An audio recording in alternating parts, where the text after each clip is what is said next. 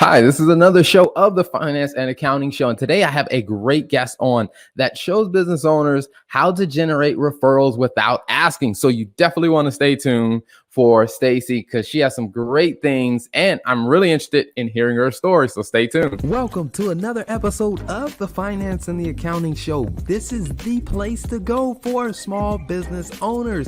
If you're looking for a great way to understand the finance and the accounting side of your business, you're in the right place. So stay tuned and enjoy the episode. As I said, I have another great guest. So let me bring her on and we'll just jump into the conversation. Welcome to the show, Stacey. Hey there. Thanks for having me. Absolutely. Absolutely. My pleasure. How are things going today? Things are going great and hot.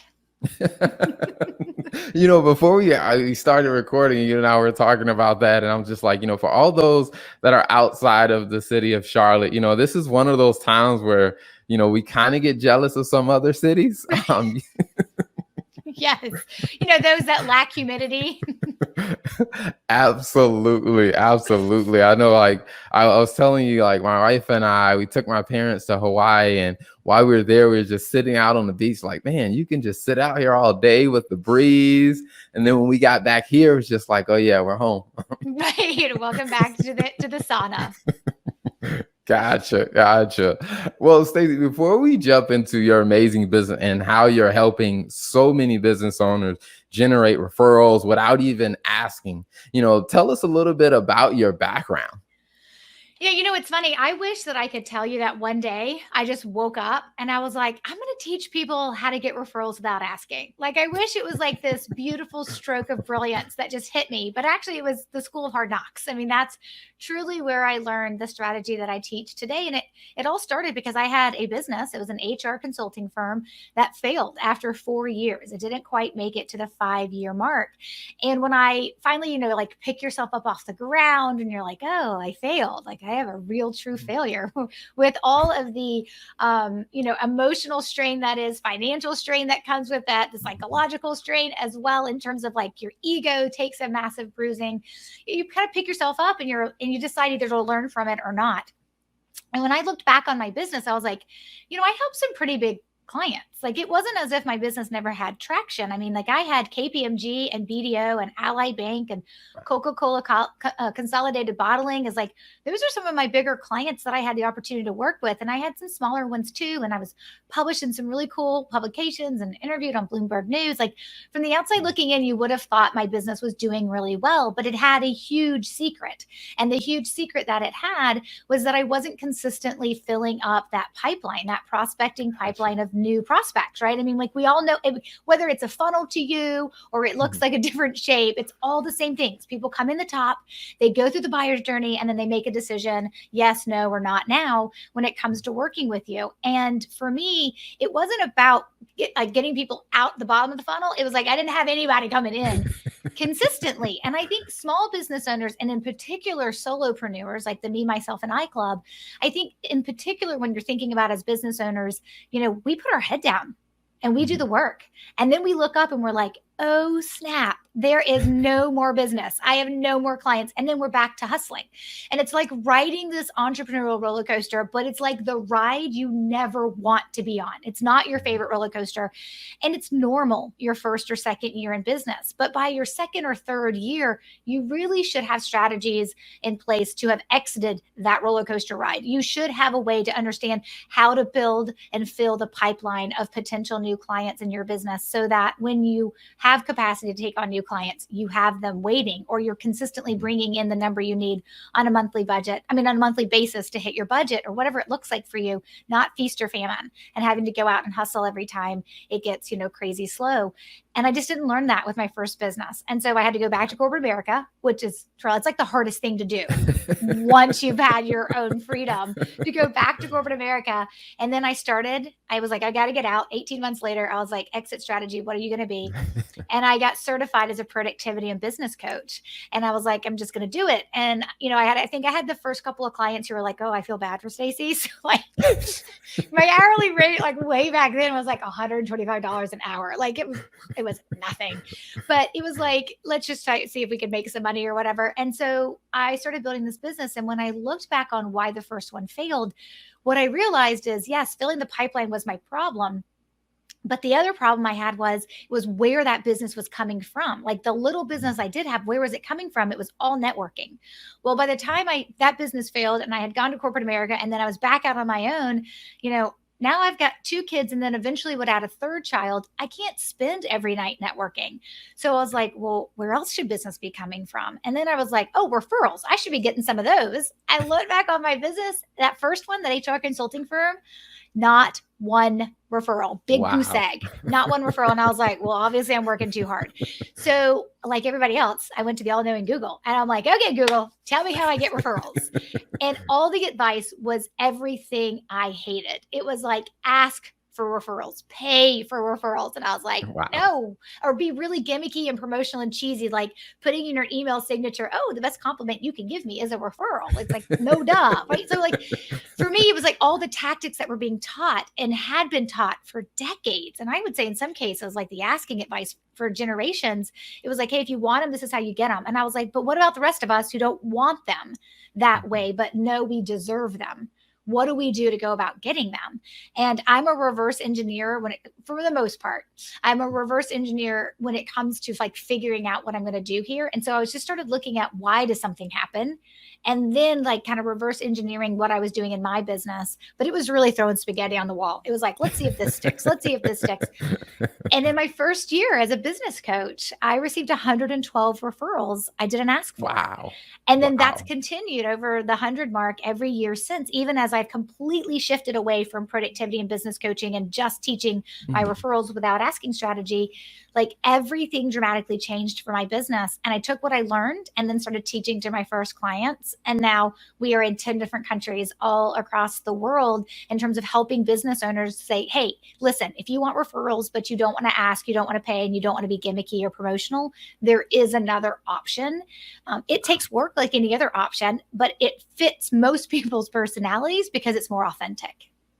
Wow. I love it. I love it. I mean, there's so much value there that there's several things that I want to go back to. I mean, I think the first one that you talked about with really thinking about your business and, like I said, you're going from feast to famine where, you grind really, really hard to get those first clients. You got them.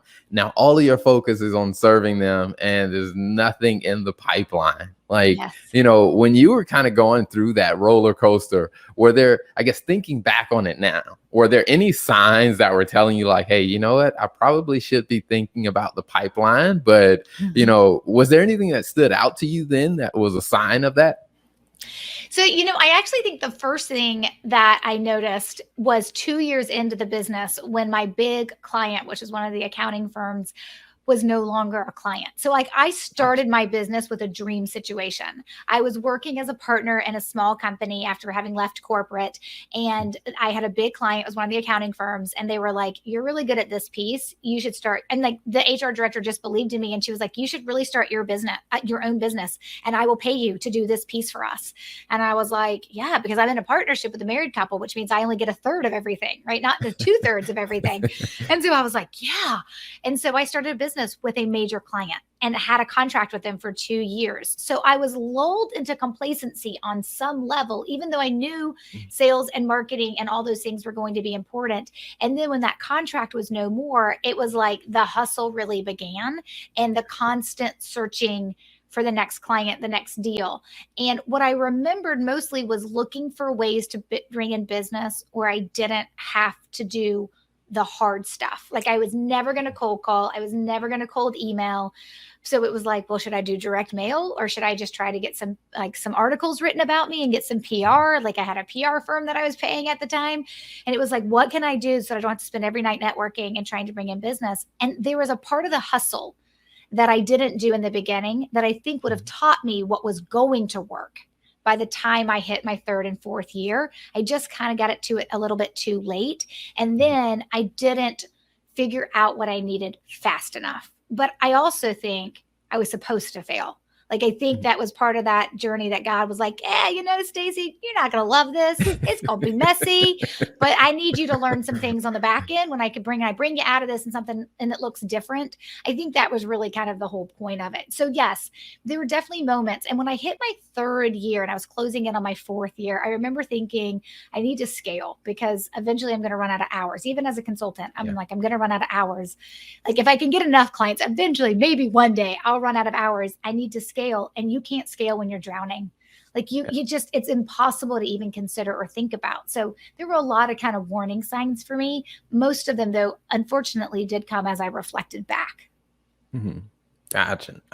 And I think that that's very important because there's so many business owners that I've talked to. I mean, with, my background being accounting and finance. And one of the things that I kind of look at is, like, what is your cost of acquisition? Like, how much effort and how much money are you putting into getting new clients? And what I start to find is, like, said, people who don't have a good flow of referrals, their CAC, or their cost of acquisition, tend to be very high emotionally and financially, because it becomes draining over time. Yes. And I love that you look at it from that perspective, right? Because you're right. Most people look at things from, well, what's the financial cost? And I'm like, yeah, but there's this whole other component to the emotional cost that goes along to it as well. I mean, yes, when my business failed financially, obviously it wasn't doing well, right? I mean, that's kind of a no-brainer. But at the end of the day, the hardest thing for me to overcome was more about the emotional piece of all of it. Like, not having clients and what that looked like and how long it took and how much time it took. I mean, there are so many moments where I can remember sitting in my driveway and turning my car on and hearing the engine turn over and backing out of the driveway and being like, here we go again, another rubber chicken dinner, leaving my kids at home, whether it's with the sitter or with my husband or whatever it was at the time. It's like, wow, here we go again. Let's hope there's a client at this event because I kind of need one. And it is emotionally draining as well as it is financially in all parts of the business from that perspective. So I love that you look at that because it's 2 parts and they're very important. Mm-hmm. I mean, and it's one of those things that I ask some business owners, like, when they're going through that, like I said, that feast of famine. It's just like, okay, all right, if you're dedicated on being a business owner, like, can you do this for the rest of your life, or as long as you want to run this business? Let's say, 7 years. It's like, is this pace sustainable? So when I saw, like I said, the tagline that you had on LinkedIn about, generating referrals without asking, it resonated so well because there are so many people similar to what you described. Like, they don't like doing the older method. So as you started to really help clients, what does it feel like to see them have like those light bulb moments where they start to realize, like, hey, there is a different way? Yes, it's amazing, right? There is still a healthy dose of skepticism when someone is first hearing me talk about referrals without asking, and what does that mean? I mean, and I can have people who will, maybe they will kind of go through some of my free training, or they'll read some articles or listen to some podcast episodes, and they won't completely dive into it, but they'll get that surface understanding. And I will still get emails and they'll be like, I love all your stuff, but at what point are you going to teach me to ask for referrals? Like, they're almost expecting it, right? Like, everybody else teaches, even when they say it's not going to be asking. And then there's a sly way they teach you to ask. And they're like, wait, it all comes back to the asking. I'm like, no, you're not allowed to ask when you follow my program. Like, fundamentally, it'll break the concept of what we're building and the relationships we're trying to build and to serve and to nurture within this process. And so you're not allowed to ask. But so first, there's that healthy dose of skepticism. People are like, does she really, is this her gimmick to get me to pay attention? And then later she's just gonna be like, just kidding, you got to ask for him. Like, I do think there's some of that.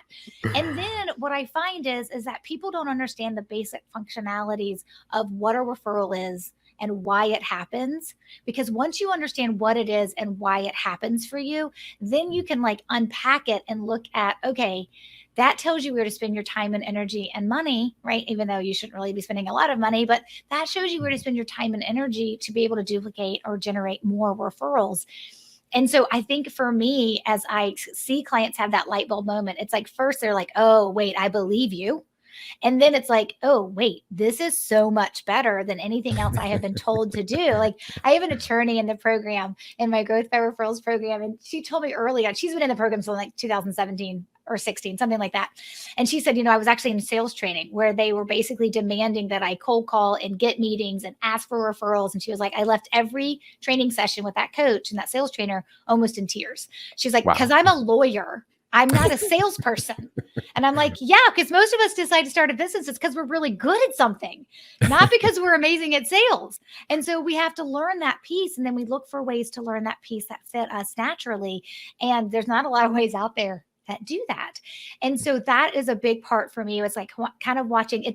Yes, I want to see we call it the referral explosion, and I want to see the numbers, and I love it when my clients have it. Like we just did a big roundup for some folks in the program, like where are you at the 6-month mark at the beginning of July, and like the people who participated, and I just picked a handful to share their results, and they're more than 50% towards their goal for the number of referrals for the year. One's goal was like 15. She's already at 20 referrals for the year. Most people that have higher numbers are at the 50% mark or over, and I love those moments too. But the real one that I love the most is when they're like, wait, I believe you. I can do this without asking. And because I give you everything, like the what to do, who to do it for, what to say, and how to approach it and how to treat people, which is usually just being a good human. But sometimes we need reminders. That's the light bulb I really love to see when they're like, I believe you and I can do this. And then off to the races they go. Nice. I love it. Now, I mean, when someone's working with you, what does that time frame kind of look like when they how long does it take them usually, or how long has it taken some of your clients to kind of hit that point where they are like, hey, light bulbs have gone off. Now I believe you. Like I see it now. Let me go work this thing.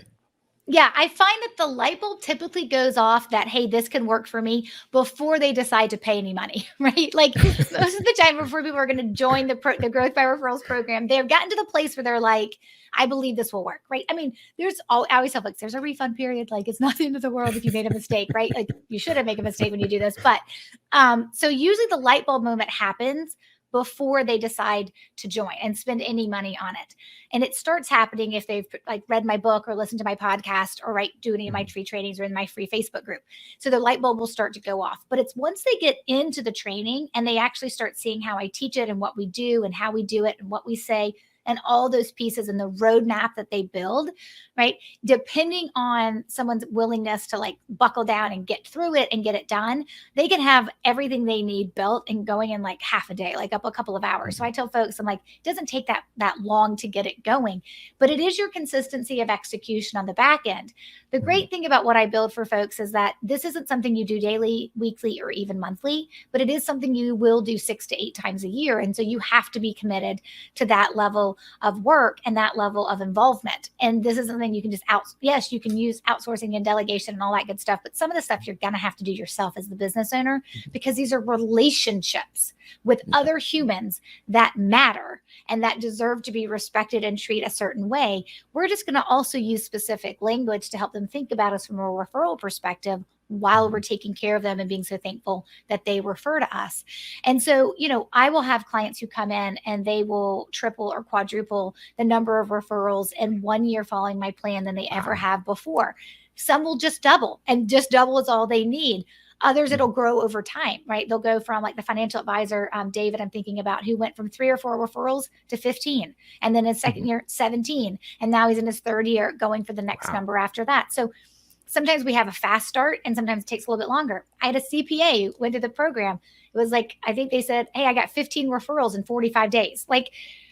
So the results can vary, but it also has a lot to do with your business and your already relationships that you have with your existing referral sources. And we build from there. For someone who has no referral sources, it will take longer. For someone who has had people in the past refer them, we can move faster. But we always set a goal. So we always know, hey, when you come into this program and you're going to do this work, if you do this work, this is your average of referrals a year. And now we've decided that with this program, what a reasonable goal is that you need to reach here. And then we track it every quarter to see if they're getting to that number. Most get there well before the first year is up, but not all, right? I mean, everybody kind of moves at their own pace. And this all comes down to the relationships you have with people. So if you're a taker, you have to overcome that and stop that, because that's just bad business, right? Yeah. To build relationships better. If you already care about people, well, this will be a lot easier for you. No, I absolutely love it. Because I mean, definitely one of those mindsets that we've established with, with the Business Talk Library. I mean, that's why it even got started, where we started doing all these shows, was just sharing some of that free value that people needed, because it's just like, hey, we know we can't help everyone. So we were like, hey, the people that can grow from what we offer, we love doing it. And, and there's another thing that stood out for me as well, is when I saw that you also had a podcast. So can you tell us a little bit about that and where people can find it? Yeah, so the podcast is called Roadmap to Grow Your Business. We are somewhere in the 160 range of episodes that we have now out. I batch produce, you probably do too on some level. And so I'm closing in on 170, but that's not how many are actually out right now. I think we're in the 160 range. And so we've been doing this for 3 years, which is kind of crazy to think. And what's funny, my podcast started because I was writing my first book, which is called Generating Business Referrals Without Asking. Mm-hmm. So I was writing that book, and I was also writing a blog post every week. And when I was doing the blog post every week and then trying to write a book, I was like, too much writing. Like I can't write anymore. I'm putting it in the book, like plus the blog post. So I said, let me try podcasting. Maybe that'll be easier, which is funny because I still script out some of the things I'm going to say, like the bullet point stuff or whatever, but it is not a grammatically correct outline is what I tell myself. It's like, it's just bullet points. I don't have to like make sure it's right before it goes up as a blog post or an article. And that's why I started it. And I love it. And I think it's a great way. You probably find this too. It's a great way to connect with the listeners, particularly the ones who come back every week, and they know what to expect, over time from me. And I hope what they feel from the podcast is, if they decide to join me in any of my paid programs, that's the same Stacey who shows up, like straight shooter, sometimes can go off in a soapbox, but will give you what you need to know to make things happen and have results. Oh, I absolutely love it. Now, for all the people that are excited about, what you've talked about and very interested in learning more, where can they find you online or on social media? Yeah, so I don't ever want to overwhelm anyone being like, there's so many places to go. But we try to be in as many places that we can where people like to be, so they can easily find us. So on most social media platforms, Instagram, LinkedIn, Facebook, Twitter, you're going to find us at Stacey Brown Randall. That's be the easiest thing to search for. Of course, our website, though, is really our home base. It's the best place to get started. And that is StaceyBrownRandall.com. Stacey has an E. And of course, it's going to have information on there about the podcast. It'll have information on there about the book and articles that we have. And I would also tell you there's a great quiz that you can take that really helps people understand what it looks like in terms of how well do you generate referrals now without asking? And are you at that referral ninja beginner level? And if you're not yet at the referral ninja beginner level, once you take the quiz, we'll make sure that you get what you need to figure out how to close those gaps. So I always tell folks, if you're really interested in referrals without asking and what it means and what it looks like for your business, take that 9-question free quiz, because it only takes me those 9 questions to figure out exactly where you are, your starting point, and then showing you what the finish line could look like.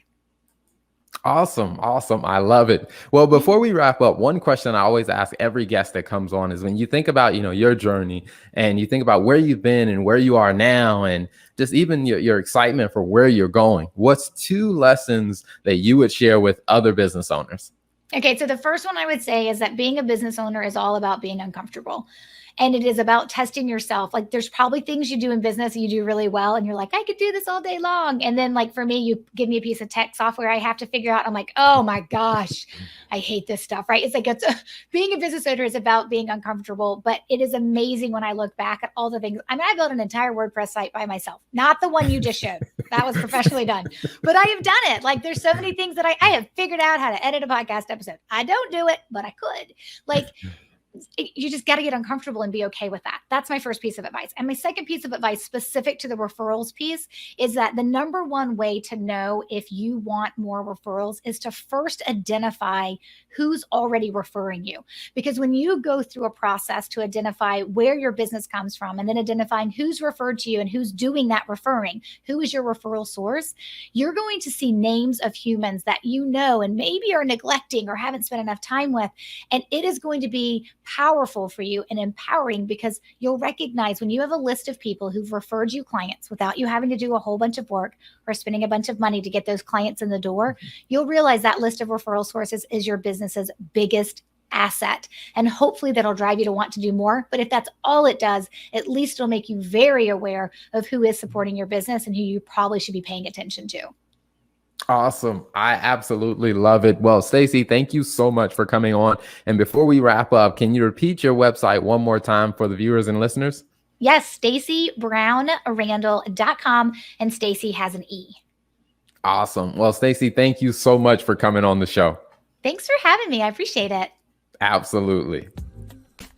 Thank you for tuning in to another episode of the Finance and Accounting Show. If you like what you heard, don't be selfish. Make sure you hit that subscribe button and then share this with a friend, because you know a business owner that could definitely use this insight. So be sure to hit that subscribe button, share it with a friend, and turn on the notification bell so you get all the updates when we release a new episode.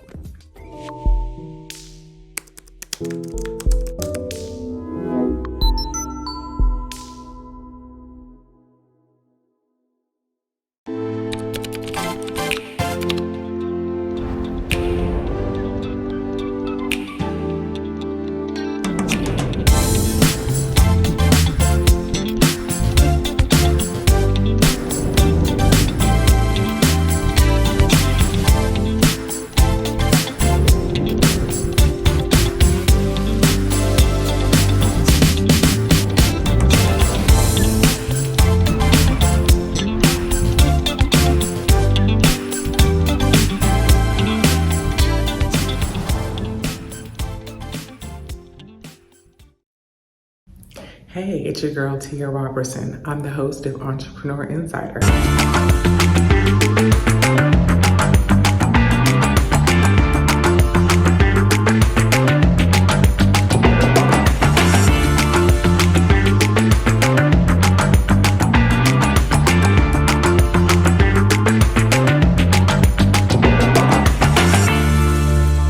Right here on RETV, every Thursday at 6 p.m. Eastern for entrepreneurs and news that you need to know about. See you there.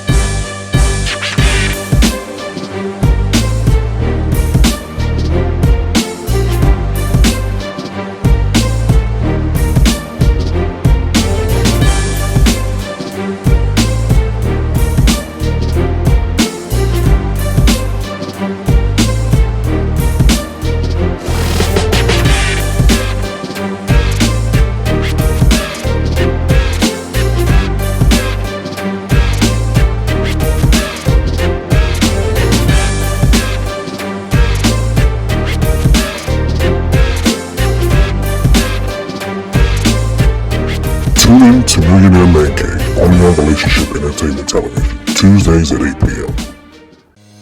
This is Tyron and Nicole with your weekly RATV news break.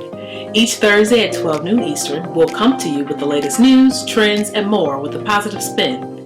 We know there's a lot of positive news that doesn't get reported, but we want to give you the opportunity to share your story here on RATV. If you have a positive news story you want us to share, you can submit your story to news@re-tv.net. Don't forget to subscribe to the Relationship Entertainment Television YouTube channel. Download the new RATV Live app on your mobile device and follow Relationship Entertainment Television on your favorite social media platform. Don't forget, make sure you tune into the RATV News Break each Thursday at 12 p.m. Eastern. Until then, be blessed and be great.